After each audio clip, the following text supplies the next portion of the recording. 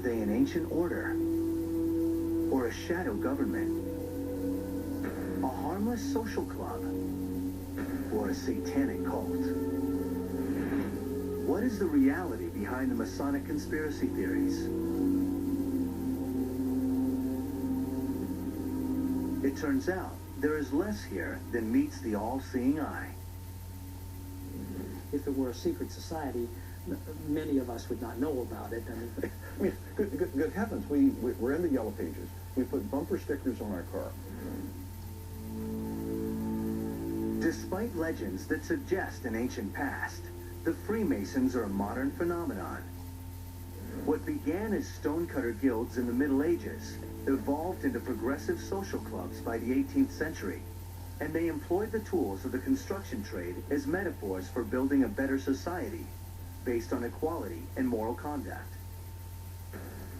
Their knowledge of geometry and engineering makes them leading thinkers at a time of free thought and political change.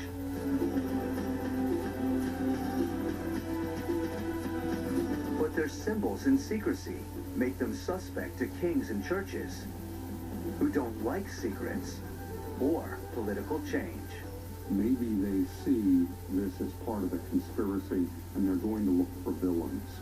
And Freemasons make great villains. But in reality, their rituals are harmless and their symbols no more ominous than a company logo. Some symbols attributed to the Masons aren't Masonic at all, like the Great Seal of the United States. The all-seeing eye above the pyramid is not Masonic, nor were the people who selected it. A committee was formed by the Congress just after the Declaration of Independence was signed. The first three members were John Adams, Thomas Jefferson, and Benjamin Franklin. Only one of those three men was a Freemason, and that was Benjamin Franklin. Franklin suggested several designs, none of them involving an eye or a pyramid. Non-Masons chose that design. The pyramid is unfinished because it signifies a solid foundation for a country that's always a work in progress, under the eye of Providence. It doesn't refer to Egypt because Masons didn't build the pyramids. That's a myth.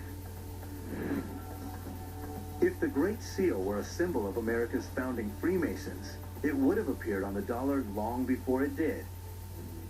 In 1935, under President Franklin Roosevelt.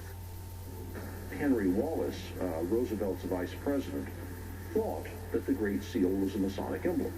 And he suggested to Roosevelt, who both of them were Freemasons, that it would be nice to put this on the back of a dollar bill. The words Novus Ordo Seclorum do not mean New World Order, but rather a new order of the ages, referring to the first modern democracy.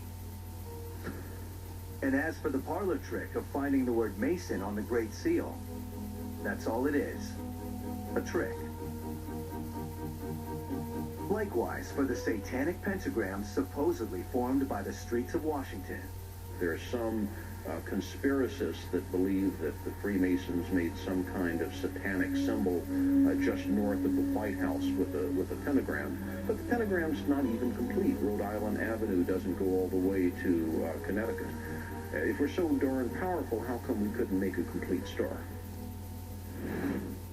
Nor did the Freemasons build Solomon's Temple. That's a story invented by the Scottish Rite Lodges. The temple's designer, Hiram Abiff, is mentioned in the Bible, but only briefly, and there's no account of his murder. It's purely Masonic myth, and it's a Masonic myth that we can trace back quite a long way. So he's a personification of a belief system.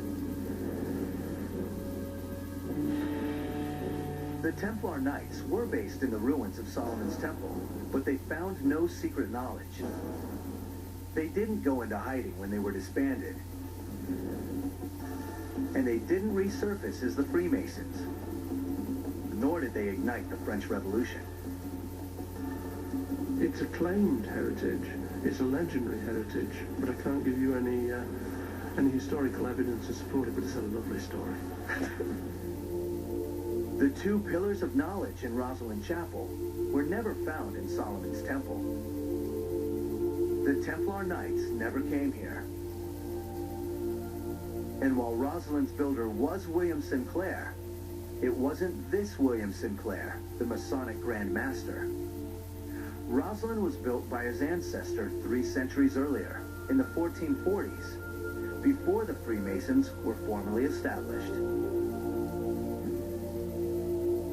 The Catholic Church opposed Masonry because churches didn't like secret organizations, period, and they objected to Masonic support for democracy and church-state separation. These ideas did, however, make them popular with America's founders. The whole American experiment is in part about separation of church and state. That at one time was a very radical notion. Among those radicals were those who threw the Boston Tea Party. But was it a Masonic plot? The Boston Tea Party was planned and the Green Dragon happened.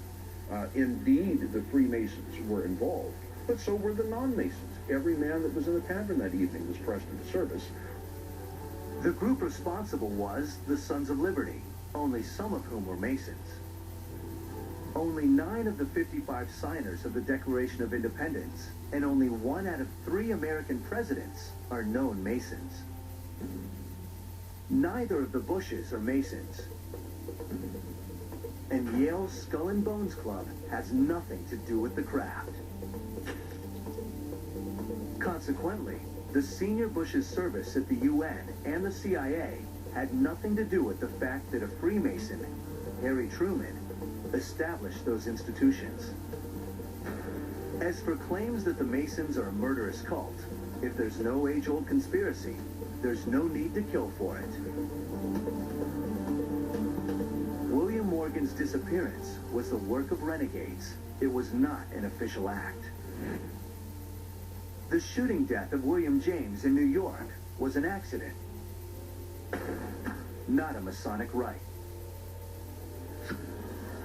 As for the idea that Jack the Ripper murdered 5 prostitutes to protect the reputation of a Masonic prince, everything you've read about Freemason links to Jack the Ripper is the work of fiction. At the time, no one suggested a Masonic plot. That theory wasn't concocted until the 1970s, and it was based on an admitted hoax. According to a book which came out in 1975, The Ripper File, these 3 men, Jubilant, Jubilo, Jubilum, were referred to collectively as the Jewes, J-U-W-E-S, the way the word Jews was misspelled on this wall. That's complete fiction. In Masonic lore, the 3 attackers were never called Jews, and they are never mentioned in the Bible. As for the wounds on the victims' bodies, they were not in accordance with Masonic symbolism. The alleged killer, Dr. Gall, was 72 at the time. And there's no evidence that Prince Albert Edward was involved with a prostitute. Finally, the reason the police commissioner had the words removed from the wall was to avoid an anti-Semitic hysteria over the deaths. Even ripperologists themselves, apart from the lunatic fringe, accept that it is a conspiracy, a theory, but there is no historical fact in it. Then there's Roberto Calvi, the Italian banker with the missing $1.4 billion, who belonged to the P2 Lodge. This was another case where claims of Masonic involvement came as an afterthought. But it was quite some months after the event, and when people started to doubt whether it was suicide, that suddenly, rather like the Ripper case, the Masonic element suddenly comes in, oh, it's the Masons again. The reality is that the P2 Lodge had been hijacked by criminals as a front for doing business in powerful circles. It was a wonderful gift to the conspiracy theorists. Freemasonry as a movement didn't benefit at all from any of the financial improprieties, and Freemasonry really wasn't involved.